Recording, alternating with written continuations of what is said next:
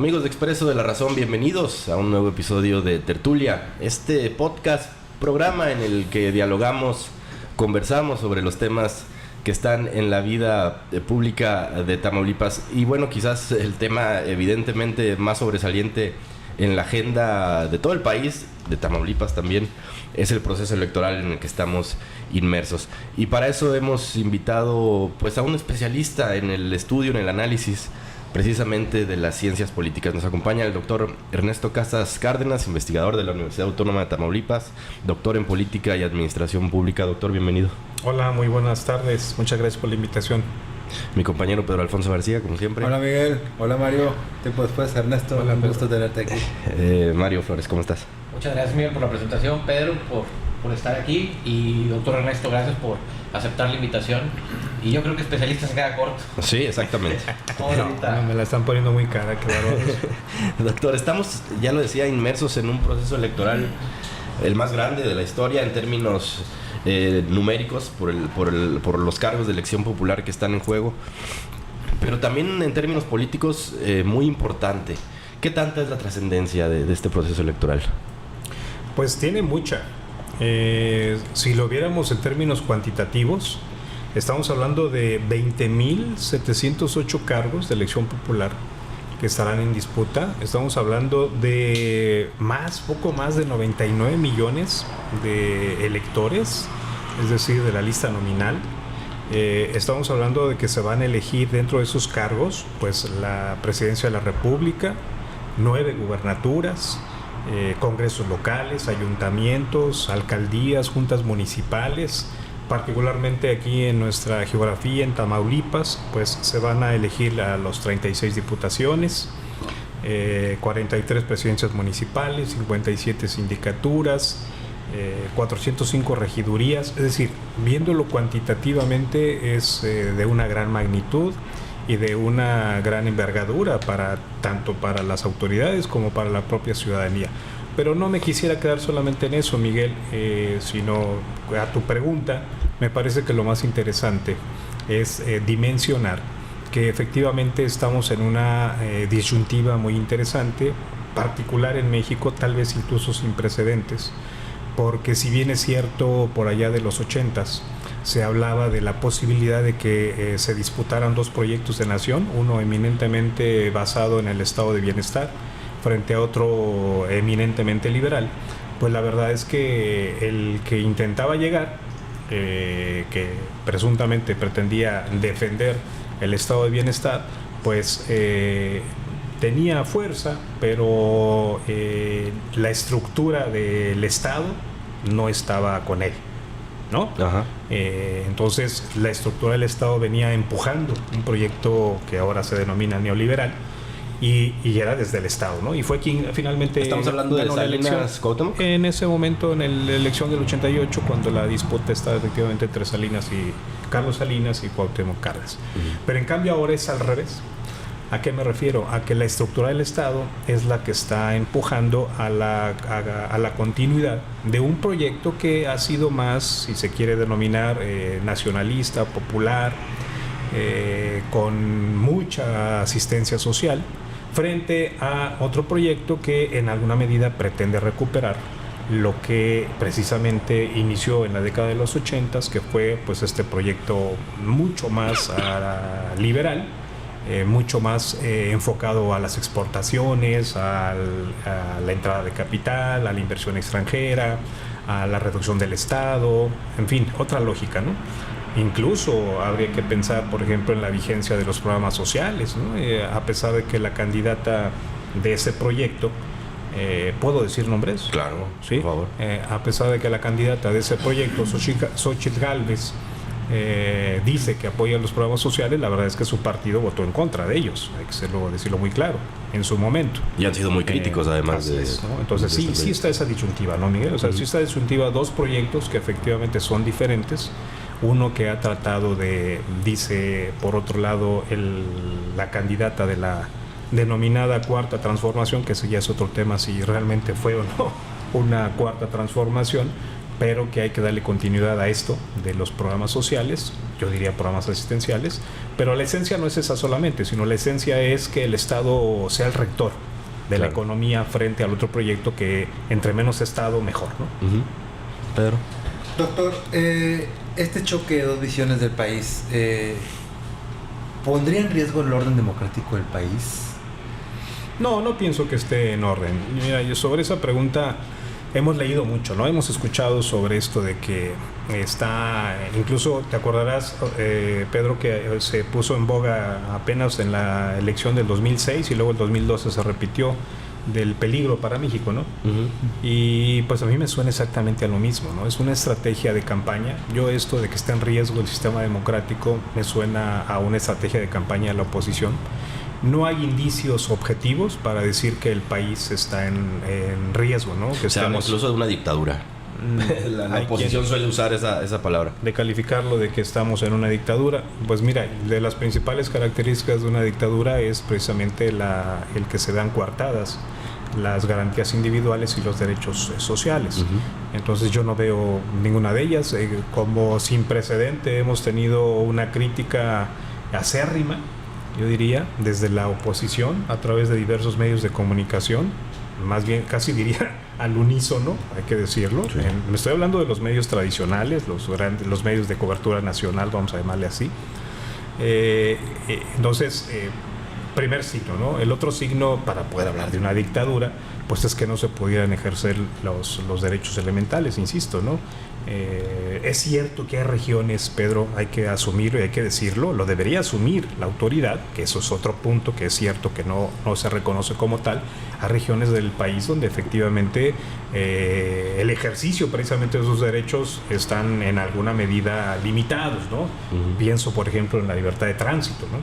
Donde efectivamente hay dificultades, ¿no? Ahora se va a poner en juego el derecho a elegir. Incluso. Y en eso es en lo que se están ahorita tratando de fundar, en que ha habido ahorita más de 20 asesinatos de aspirantes a cargos de elección popular. Pero lo que te quiero decir es que no es de esta coyuntura, ha sido un fenómeno histórico en nuestro país. Estábamos hablando hace un momento de la elección del 88, ¿no? En plena campaña asesinaron a integrantes del equipo de Cuauhtémoc Cárdenas, ¿no? Era ahora el otro bando, ¿no? El que quería llegar al poder. Entonces, no me parece que tal riesgo exista.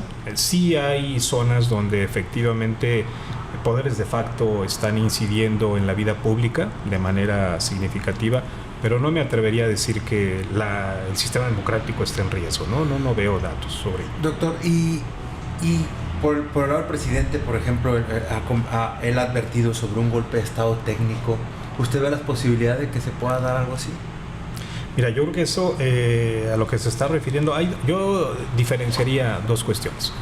La primera es que cuando se refiere a esa palabra de un golpe de estado técnico, está pensando, a su vez yo pienso, valga el pleonasmo, que el presidente está observando al Poder Judicial, ¿no?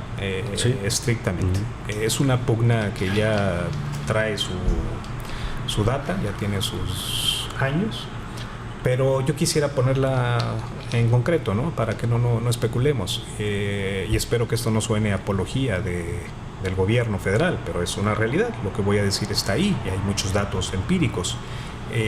Como nunca, y mira que digo que como nunca porque no hay antecedentes, digo nunca para atrás, ¿verdad? No para adelante. Como nunca, la Suprema Corte de Justicia de la Nación ha ido en contra de manera sistemática a todas las decisiones e iniciativas del Poder Ejecutivo, sin mayor argumentación, es no porque no. Y en todo caso, si hay una argumentación, se construye a partir de lo procesal, no se va al fondo. Entonces siempre hay un argumento sobre la forma, ¿verdad? No sobre el fondo. Entonces, y esta no era una práctica que existiera, era muy por el contrario, ¿verdad? El Poder Judicial era muy complaciente, pero muy complaciente con el Ejecutivo. Entonces, yo pienso que lo que está viendo el presidente de la República es eso, ¿no? ¿Hay recursos para intentar en algún momento llevar la elección a la instancia judicial? Pues es que ha sido una constante también en el sistema político mexicano, ¿verdad? Que las elecciones acaben resolviéndose en el Poder Judicial. Entonces, yo pienso que eso es a lo que está volteando a ver el presidente. Pero por otro lado hay otra cosa que se le ha denominado, que se le denomina en la literatura, básicamente, incluso en términos de guerra, de guerrilla, el golpe de Estado blando, ¿no? Que era una estrategia de lucha, ¿no? De la izquierda, además, incluso, hay que decirlo, se lo ha arropado la derecha. ¿Y a qué se refiere eso? Pues que hay toda una estrategia de ir creando un clima de opinión adverso a la autoridad que luego propicie que haya ciertas condiciones para intentar derrocar a un gobierno, incluso legítimamente electo. Entonces, eso es lo que, por ejemplo, habría que decir, pues en alguna medida ha tratado de abonar, y ahí está el hecho, no es que yo lo esté diciendo sin tener bases. A eso ha intentado de abonar esa estrategia de la izquierda de un día sí y otro también, en la mañana, en la tarde, en la noche, estar insistiendo en que estamos muy mal en materia de seguridad pública, ¿no? Eso, y insisto, existe, no estoy diciendo que no existe el problema, pero de que basta prender cualquier noticiario de cobertura nacional, basta abrir cualquier diario de circulación nacional, basta escuchar cualquier noticiario de circulación nacional, y desde que empieza hasta que termina, como decíamos nosotros antes, ¿verdad? Las 8 columnas, las entradas, la cabeza, estamos muy mal en materia de inseguridad. Entonces, ha sido una estrategia para crear un clima de opinión. ¿Hasta dónde les ha resultado? Pues bueno, yo nomás te diría, Pedro, fíjate cuál es la estrategia de campaña hoy por hoy de la oposición, ¿no? Si no es acaso el tema de la inseguridad. ¿De qué vino a hablar o de qué fue a hablar la propia candidata de Estados Unidos en materia de inseguridad, ¿no? ¿A qué fue a hablar a Europa en materia de inseguridad? ¿De qué ha ofrecido la OEA poner el ojo en las elecciones? Porque dice que van a venir a ver un tema de inseguridad. Entonces, no me parece casual, me parece que es lo que está viendo el presidente, y desafortunadamente en esta coyuntura al presidente también se le están cerrando los ojos, y por otro lado no asume, no quiere reconocer, y menos lo va a hacer ahorita en una plena campaña, que efectivamente, ya dije hace un rato, hay regiones en el país que efectivamente el problema de la inseguridad está ahí, ¿no? Y es un tema muy delicado. Mario. Doctor Ernesto, has hablado de la calidad de la democracia en México, de lo grande que van a ser las elecciones el próximo 2 de junio. Ahora, ya pasaste lo cuantitativo, la calidad de la contienda electoral. Desde mi punto de vista, lo que presenta la alianza es una alianza amorfa que no se sostiene ideológicamente desde su creación, de su inicio hasta la actualidad. Por eso me imagino que no tiene ningún impacto en la sociedad. Por el otro lado, en la coalición de Juntos Haremos Historia, al parecer ponen a candidatos externos a Morena que no dan la facha para ser Morena en el Partido Verde, a los más revolucionarios y más de izquierda radical en el PT, y pues a los que están en Morena desde un inicio en Morena, por lo que también están haciendo un juego electoral para probablemente tener mayoría, las 2/3 partes en las ambas cámaras, y poder acceder a hacer cualquier reforma constitucional que se pretenda en el siguiente periodo ordinario de sesiones, en las siguientes legislaturas. Y un movimiento ciudadano que dicen que es la nueva política, pero al parecer no está nueva, viendo los candidatos que tienen, uno y otra cosa, que no por ser nuevos significa que son mejores. Por lo que, ¿qué opinas de la calidad de las elecciones? No, bueno, Mario, además de que coincido con esto, más que pregunta me sonó a tu comentario y lo comparto plenamente. Sí, no, cuando entramos a lo de la calidad, verdaderamente nos metes en aprietos, tanto para encontrar categorías de análisis como para tratar de explicar esto en términos estrictamente mundanos, y no porque la academia no sea mundana, vamos, ¿no? Pero para no entrar en tecnicismos. Mira, yo lo pondría en términos de lo siguiente. Y estoy convencido, Mario, de que no se puede dar lo que no se tiene. Entonces, si tú miras a las dos candidatas y al candidato a la presidencia de la República, me voy a referir, salvo su mejor opinión, básicamente a dos, ¿no? Sí. Pienso que el otro realmente es de relleno, ¿no? Y sí, ya al final haré un comentario sobre él, porque pienso que está ahí. Pero la disputa entre las dos mujeres, ¿no? Es decir, hay una diferencia diametral. Mientras, por un lado estás hablando de alguien que me suena a una figura construida ex profeso, es decir, hecha al momento y para la circunstancia, No le veo tamaños para la investidura de una presidencia de la República. Le han encontrado una gran cantidad de falacias. Es una persona que apenas todavía está enfrentando problemas de acreditación de sus grados académicos.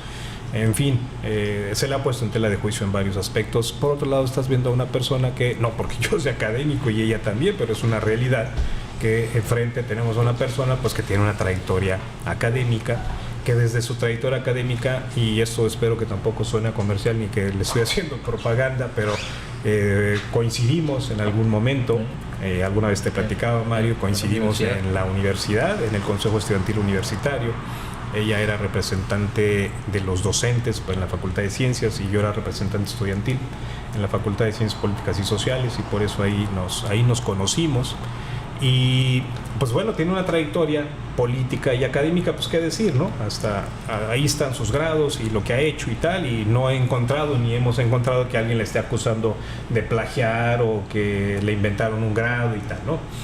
Eso es por lo que hace a lo personal, y cuando yo te decía que no se puede dar lo que no se tiene, pues es que evidentemente es difícil que si estamos hablando de sus conocimientos sobre la realidad nacional, pues contrastes de una persona con otra, ¿no? El contraste o la comparación es muy complicado. Pero luego, en términos ya de lo que han hecho públicamente, mientras la candidata de esta coalición, que ahorita me referiré brevemente a ella, por favor, Miguel, tú dime si me estoy extendiendo. No, está bien, está bien. Sí, por un lado tenemos a esta mujer, Xóchitl Gálvez, que pues se formó, la descubrieron entre comillas o la sacaron a la luz pública en el sexenio de Fox, y bueno, con cuentas pues muy discutibles de lo que hizo o dejó de hacer. Me parece que era más de fachada, como fue el gobierno de Vicente Fox. Fueron cuestiones más de forma, insisto, más que de fondo. Pues por otro, y hasta su propia construcción esta de imagen de gente de población autóctona y tal, que se la ha inventado ella misma, y de que si vendía gelatinas y toda esta historia romántica, ¿no? de la humilde que llega al poder. Pues por otro lado tenemos una consistencia, ¿no? La presencia de Claudia Sheinbaum pues es más consistente en términos de lo que ha sido a lo largo de su vida, y me parece que hay un elemento muy importante, y yo en eso ya terminaría lo de la calidad, que tampoco ha sido sujeta ella a algún señalamiento sobre actos de corrupción, que me parece muy importante, ¿no? Me parece fundamental. Para la función pública la honestidad es fundamental. Entonces eso me parece que es una gran diferencia en términos de la calidad. Pero luego tú te metes a otro tema interesantísimo, ¿no? Que es el de los otros candidatos y las candidatas que han postulado los otros partidos. Y eso también me parece pues verdaderamente lamentable, y ahí va a tener, fíjate, yo me quiero anticipar y me atrevo a decir que ahí puede tener problemas significativos Morena por la selección de sus candidatos, porque y es un adeudo que va a dejar el propio presidente de la República. Y fíjense lo que acabo de decir, Alguien dirá, a ver, vamos a ver, no se supone que tiene que haber independencia entre el partido y el gobierno.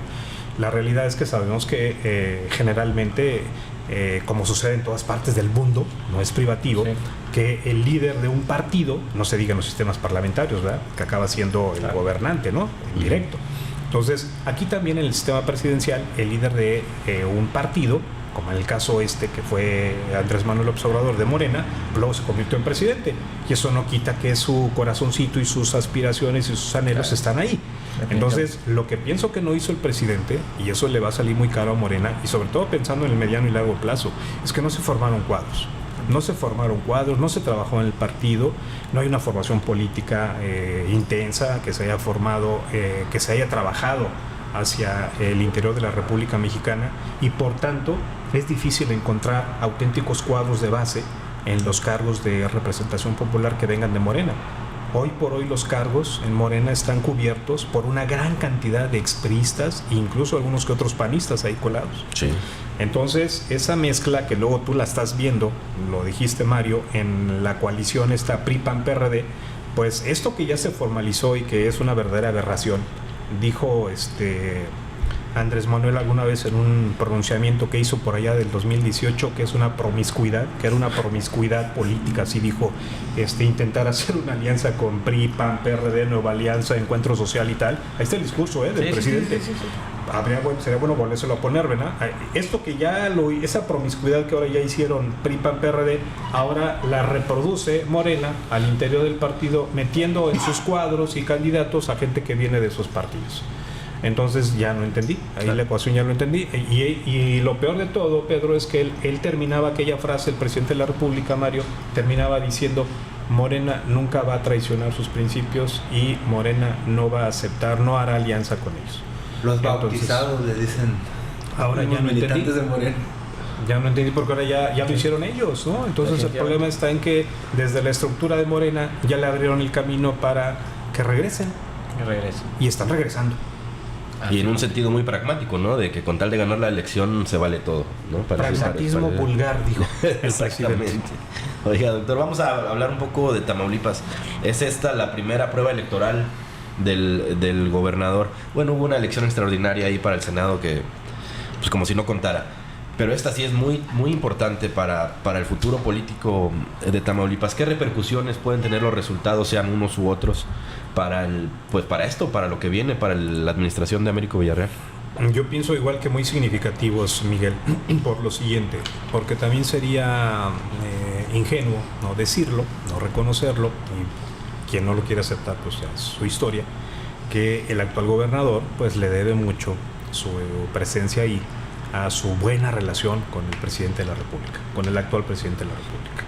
Entonces, no quiere decir que él no tuviera un capital propio, capital político, no quiere decir que él no tenga una presencia, que incluso viene a raíz de su propio antecedente familiar, pero también pues él ha sido servidor público, había sido servidor público, entonces él también aprovechó eso, pero también es una realidad, venía del Senado, ¿no?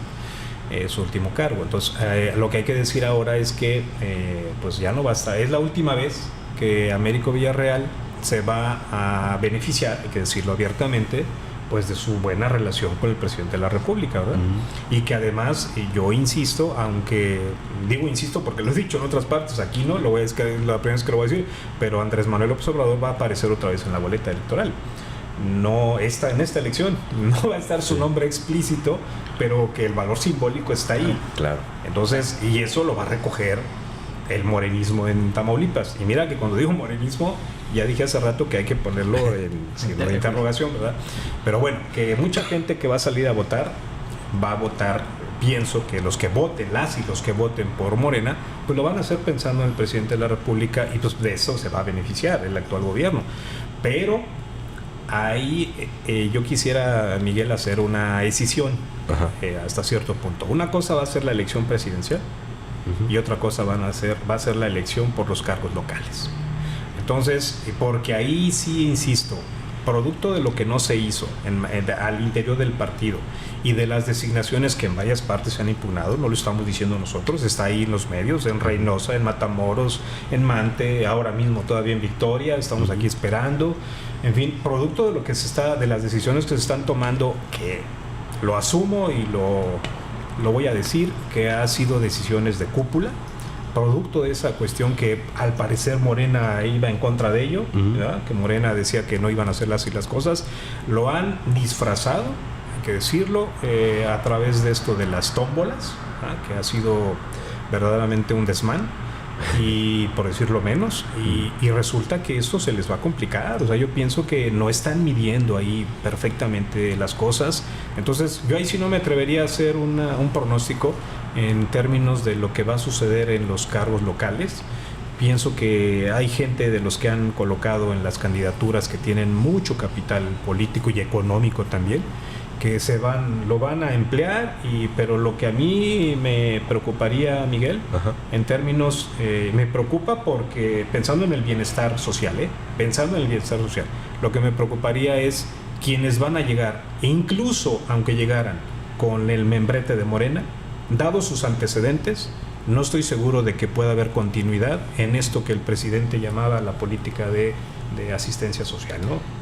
Doctor, esta mezcolanza, oportunismo, no sé cómo podríamos decirlo, pero que usted muy bien acaba de mencionar, en el proceso de selección de candidatos y en la nueva realidad de tanto de Morena como del PAN y de su nuevo aliado, bueno, ya no tan nuevo aliado, el PRI, es parte de la nueva realidad política de México y de Tamaulipas, o se trata de algo circunstancial? No, yo pienso que la política es tiempo, ¿no? La política son tiempos y circunstancias. A eso se dedican ellos, a ellas.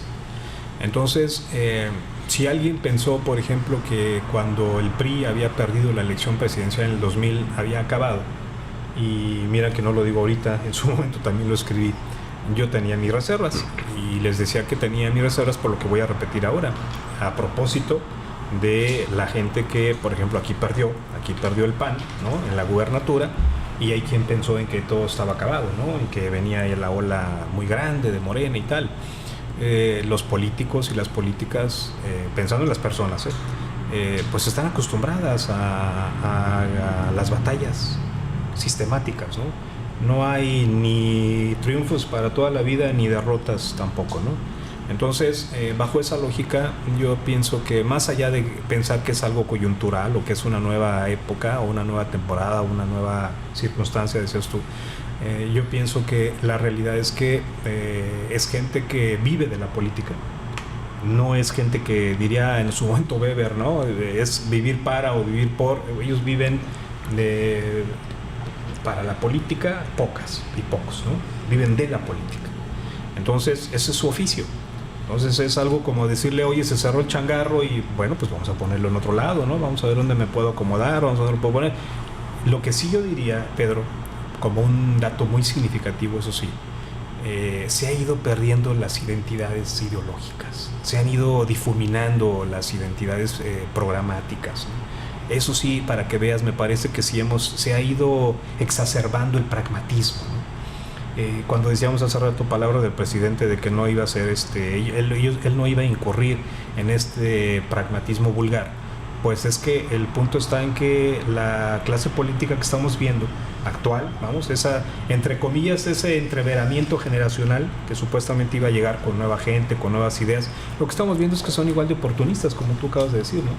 Es decir, ¿cuál es la marca que está vendiendo más coches? No, pues esta, bueno, pues vámonos, yo quiero que me contrate esa marca, pues yo me dedico a vender coches, ¿no? Oye, pues es que esta era la buena, pues era, pero ya no vende esta, la que está vendiendo es otra, entonces yo me voy a ir a contratar allá, porque yo digo que lo que a mí me interesa es vender coches. El problema está, insisto, es que cuando la política, yo diferenciaría, para terminar este comentario, Pedro, diferenciar, insisto, entre fines y medios. Y para ellos la política se ha convertido en ambas cosas, ¿no? Y cuando en teoría pues la política es un instrumento, es un medio, y ellos lo convierten en un fin porque viven de él.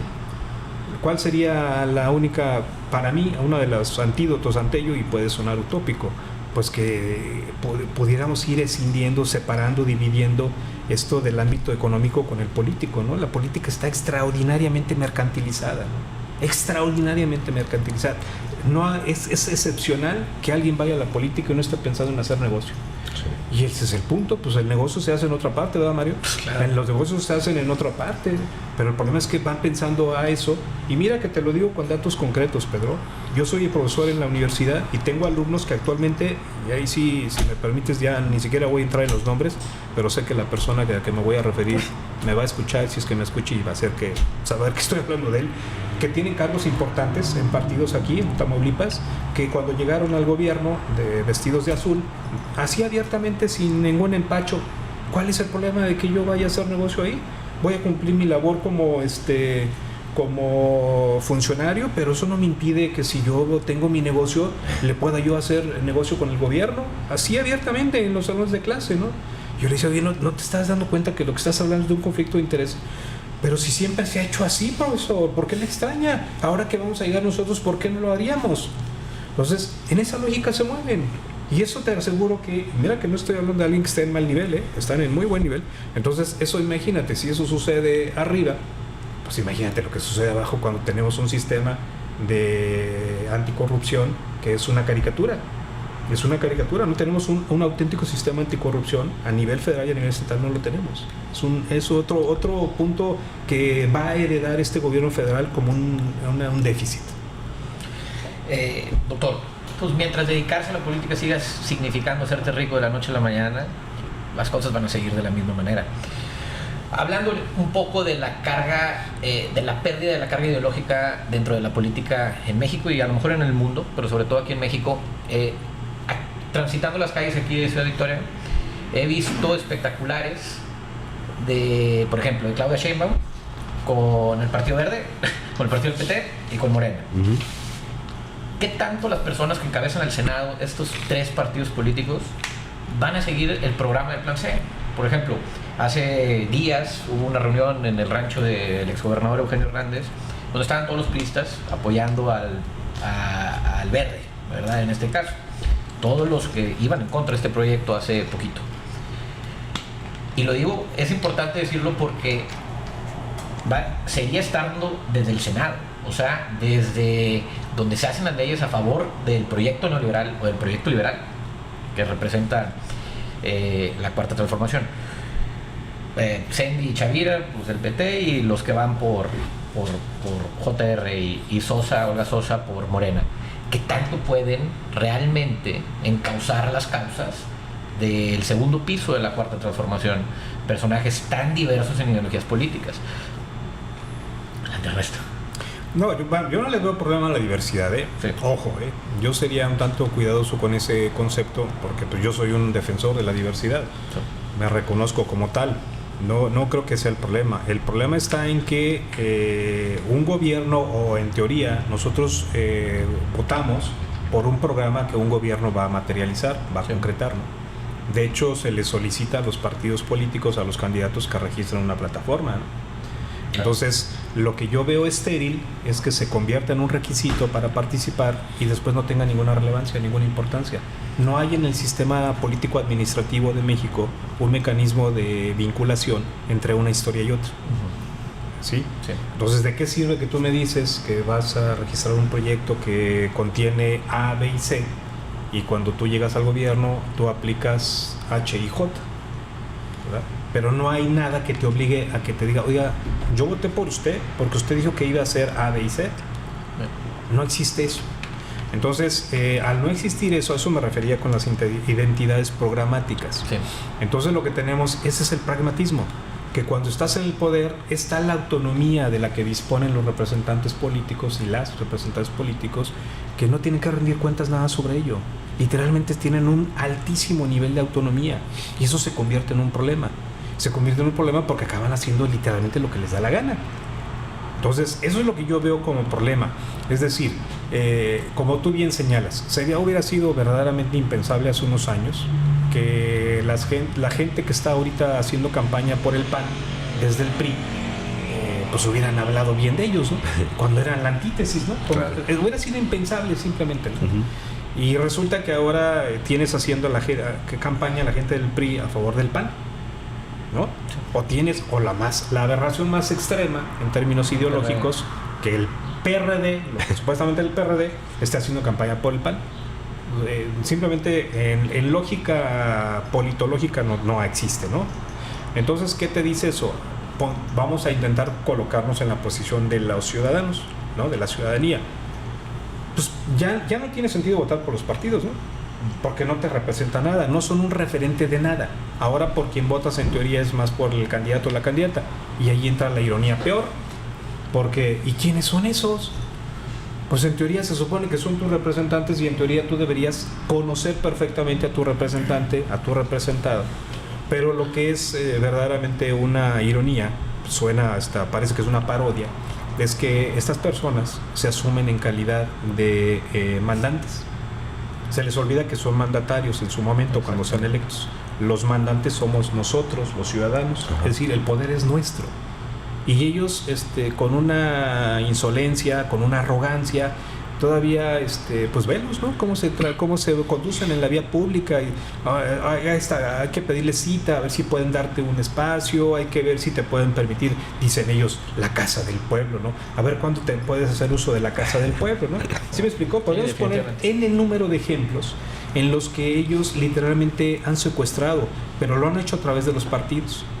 Y entonces vuelvo al círculo, ¿verdad? ¿Y para qué quieres al partido si ya no es un referente?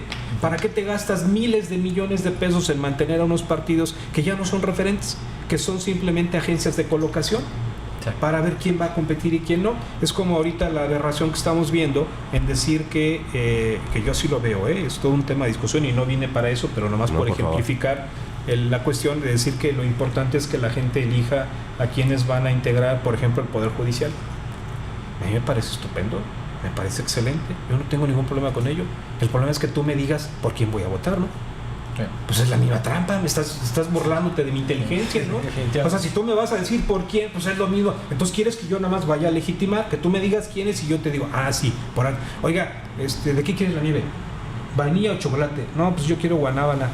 Qué caray, hay que repetirlo otra vez a Mario. Que de vainilla o chocolate. Sí. Oiga, pero yo quiero de guayaba. Sí, bueno, no hay. Repítelo otra vez porque no entiende, ¿no? Pero es que además tú tienes que confiar, Mario, en que yo te voy a decir quiénes son, porque yo sé quiénes son los mejores. Y entonces dice el presidente que ya no hay corrupción porque no es corrupto, ¿no? Y entonces seguir creyendo que la vida se resuelve en lo personal, pues ese fue el tránsito del medievo al renacimiento, ¿no? Hace más de 5 siglos. Se supone que íbamos a dejar de depender de la voluntad de una persona para depender de una vida institucional. Y eso es lo que no. A pesar que, aunque parezca irrisorio, después de 6 siglos nosotros seguimos dependiendo de la voluntad de una persona a nivel local, a nivel estatal, a nivel federal, en el poder ejecutivo, en el legislativo, en el judicial, en donde quiera que vayas, tenemos ese arropamiento del culto a la personalidad. Y ese es el problema, para mí. Definitivamente. Tenemos una vida institucional muy endeble. Doctor, estos líos en que se han metido los partidos políticos, lo mencionaba Pedro, también usted, para elegir candidaturas en algunas regiones del estado, yo lo relaciono con la irrupción de ciertos liderazgos políticos, por no decir cacicazgos. Incluso pienso en Reynosa, dinastías familiares. Bueno, Reynosa, ¿no? Pienso en los desvaríos de Mario López en Matamoros. También pasa en el PAN, ¿no? Cabecistas contra la gente del sur.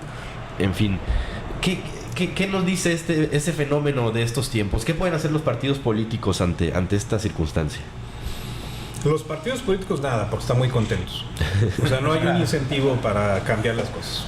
Ni menos incentivos institucionales. Serían los ciudadanos. ¿Qué deberíamos hacer la ciudadanía? Pues evidentemente, por ejemplo, impedir esto del chapulineo, ¿no? O el transfugismo que le llaman en Europa, ¿no? O sea, esta cosa de que, lo decíamos hace un rato, bueno, lo decía hace rato, de su servidor, pues ¿cómo va a ser esta cuestión de que yo te elijo, ¿verdad? Yo voto por ti porque entiendo que representas una causa, unos compromisos, un programa, y apenas acabas de llegar y ya renunciaste, ya te cambiaste de partido, ¿no? Oiga, espérame, pero si no eres autónomo, no, pero resulta que sí son autónomos, se colocan en ese estatus. O sea, yo pienso, Miguel, que lo que tendría que suceder es primero que desde la vía institucional, y eso solamente lo puede hacer dado nuestro sistema presidencialista, que ni siquiera digo presidencialista, dado nuestro sistema, tendría que haber un compromiso genuino desde la presidencia de la República para impulsar este tipo de reformas, que son las que yo echo de menos de este gobierno federal que se está yendo, ¿no? Es decir, no es gratuito, varias gente detractora de él, hay que decirlo, lo están diciendo, y por qué sus 20 reformas y propuestas de iniciativas fueron hasta ahorita, ¿no? Hasta el 5 de febrero del año que ya se va. Pues por eso mismo, ¿no? Me parece que es una cuestión que él lo está utilizando. Él puso la agenda, está acostumbrado, ya volvió a poner la agenda de campaña y ahí están los temas para la agenda. Sí. Pero realmente pienso que su compromiso fue muy frágil con esos temas. Y yo pienso que lo que necesitamos es un compromiso desde el inicio. A eso habría que presionar a la sociedad civil para que el gobierno impulse reformas de este tipo, que prohíban, por ejemplo, que se estén cambiando los cargos. Además, Miguel, otra cosa fundamental, deberían agotarse. ¿Cómo es posible que estés peleando por estar en un cargo y luego ni siquiera lo has terminado y ya te estás pidiendo licencia porque te quieres ir al que sigue y al que sigue? No, usted no puede renunciarlo, y si se lo renuncia, usted no se puede postular a otro cargo. Sí. Punto, ¿verdad? No estoy hablando cosas que no se puedan hacer. Es algo que verdaderamente se hubiera voluntad desde la presidencia de la República. Y porque además, pues esto es lo que está en disputa hoy por hoy, ¿no? Y ahí conecto con lo que dices de lo local, ¿no? Y ya hace rato me referí un poco a ello. Van a necesitar del Congreso. Sí, tal O cual. sea, pienso que la elección presidencial, desde mi punto de vista, mira, yo traigo algunos datos así ver, por brevemente, favor, sí. para no ir más, para no parezca que es mi opinión, pero mira, Demoscopía Digital establece una diferencia, estoy hablando de la elección presidencial, entre las dos candidatas hay una diferencia de 28 puntos a favor de Claudia Sheinbaum. Mitofsky trae una diferencia de 23 puntos a favor de Claudia Sheinbaum. Parametría trae una diferencia de 27 puntos a favor de Claudia Sheinbaum. De las eras de Demotecnia, de hasta 52 puntos. O sea, pienso que realmente no hay un dato objetivo para pensar que vaya a haber una catástrofe y que de la noche a la mañana repunte la candidata esta de la coalición de los tres partidos estos PRI, PAN, PRD. Efectivamente es una elección y a toda elección le es inherente la incertidumbre, ¿verdad? En teoría, pues no está arreglado todavía, ¿no? Pero lo que sí está en disputa, me parece, lo que sí va a estar en disputa son, por ejemplo, la conformación del Congreso.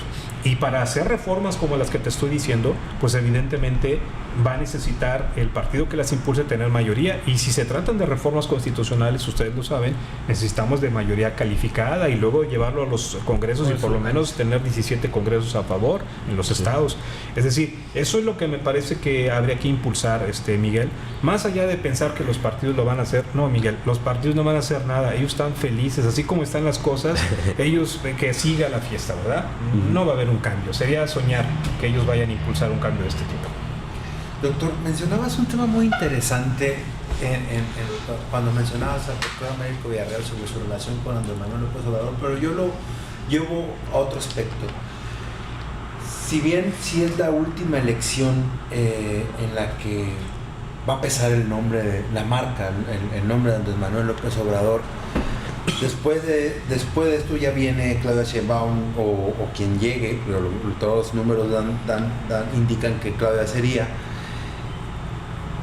¿La marca Morena tiene la suficiente fuerza para continuar sin el nombre de Andrés Manuel López Obrador?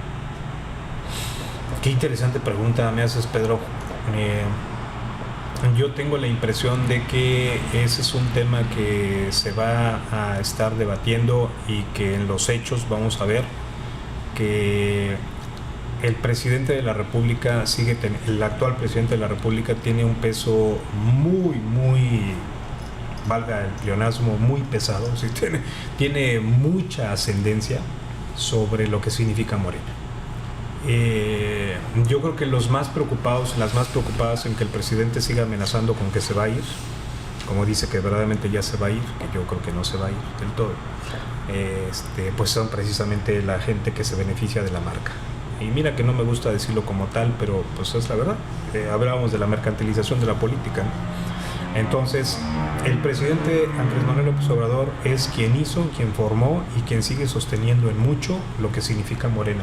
¿Por qué? Por lo que acabamos de decir ahora. Es decir, yo pienso que el presidente se ha convertido, y su idea, alguna vez lo platicaba con Mario, es trascender bajo la figura de un tótem. Es decir, va a pasar a la historia como el caudillo de Morena. Sí. Entonces, el día que Andrés Manuel físicamente ya no esté, y mira que lo digo con todas las reservas que debería decirse, pero yo no veo actualmente en el escenario nacional una figura del tamaño de Andrés Manuel López Obrador para sustituirle en ese liderazgo de lo que significa hoy por hoy Morena. Y en cambio, en contraparte, si te pones a analizar a quienes van en las candidaturas, a quienes están en los cargos de elección popular actualmente, en las gubernaturas, en las alcaldías, en las gubernaturas, hay mucha gente que no solamente, Pedro, no comparten la opinión del presidente, sino que incluso en los hechos han actuado históricamente y actúan en contra.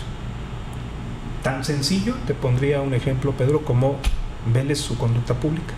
Velos cómo se conducen, velos cómo viven, velos cómo se rodean, ve su historia personal, su historia familiar, su vida de negocios.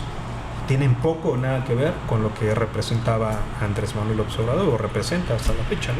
Ya se le olvidó, por cierto, el surito, ¿verdad? Ya no usa el surito ni tal, ¿no? Pero y ahora anda ya en las camionetones y tal. Pero las formas son fondo, ¿verdad? Decía Reyes Heroles, ¿no? Entonces, sería bueno ver las formas de la gente que hoy por hoy está operando Morena. Mira, Mario Delgado tiene una extraordinaria cantidad de impugnaciones desde su llegada, ¿no? Acuérdate cómo llegó, desde su llegada. Entonces, por ponerle nombre a las cosas, ¿no? Por no estar hablando en el aire, porque me parece que haces una pregunta extraordinariamente interesante, Pedro, con una visión política muy interesante. ¿Qué sigue, verdad? O sea, después de que ya no esté el presidente, ¿qué va a pasar con Morena?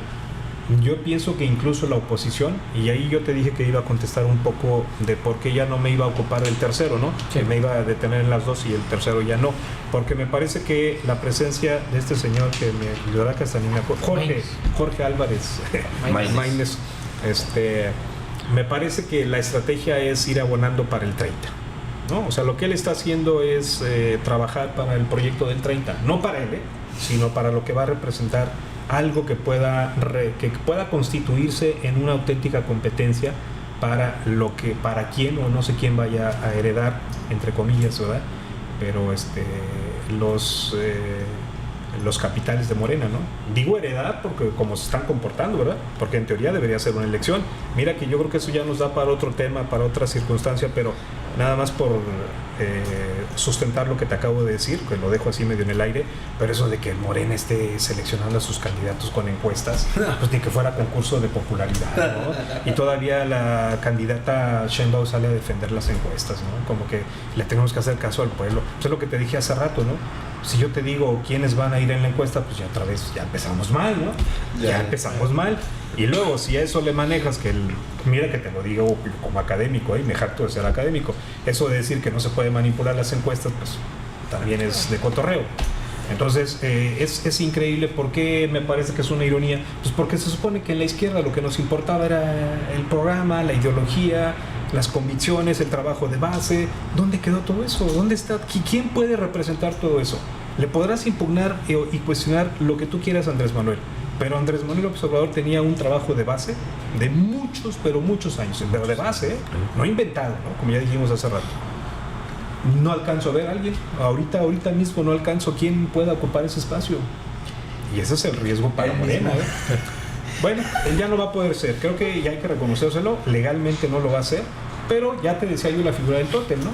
Sí. Entonces, de hecho, seríamos unos ingenuos también si no reconocemos que trae lo suyo Claudia Sheinbaum, no me queda la menor duda, pero de que se va a beneficiar de todavía todo este imán que representa Andrés Manuel, pues claro que sí, tan es así que ya es la que va a estar en la boleta, ¿no? Tan sencillo, a ver, en la boleta físicamente, ¿no? Sí, claro. Siguiendo el tenor de la pregunta de Pedro, Ernesto, no podrá ser que en el futuro, independientemente del partido, o sea, Morena u otro partido, se pueda tratar de apropiar del obradorismo, que sea diferente. Por ejemplo, que pues Morena diga, pues es la línea del presidente, pero que haya otros que digan, no, ellos traicionaron, ahora nosotros somos los que representamos el obradorismo, y se haga una ideología, el obradorismo como tal. Y otra cosa, desde la oposición, veo que empiezan a tomar el discurso de la libertad y de la vida y de la familia. En el mundo se nota que se está polarizando en estos dos discursos. En el discurso como el que trae la cuarta transformación, y el discurso de la libertad, que es el que estamos viendo en Argentina y en otras partes del mundo. Ahora, habrá elecciones en Francia, en Rusia, en Estados Unidos, en México este año, en muchos otros países. Los resultados de estas elecciones van a conformar el mundo que siga. La probable tercera guerra mundial a lo mejor, o no, o qué va a pasar. ¿Qué opinas tú al respecto? Mira, pues otra vez te metes en un tema interesantísimo. No, hombre, me invitaste a una mesa de lujo, tema acompañado de gente verdaderamente informada y con mucha visión política. Estás hablando de geopolítica internacional y me parece muy acertado, no se había tocado el tema. Íbamos de lo general a lo particular, pero tú ya te volviste a salir a lo general. Nos fuimos allende las fronteras y está interesantísimo lo que tú tocas, Mario, porque efectivamente, mira, un poco regresándome a lo que dijiste de la ideología del obradorismo, ¿no? A pesar de que dice que ya también trae su nuevo libro y tal. Gracias. Yo soy investigador, Miguel, y soy parte del Sistema Nacional, y yo me aviento para sacar un libro, dedicado de tiempo completo a sacar un libro, me aviento alrededor de 3-4 años.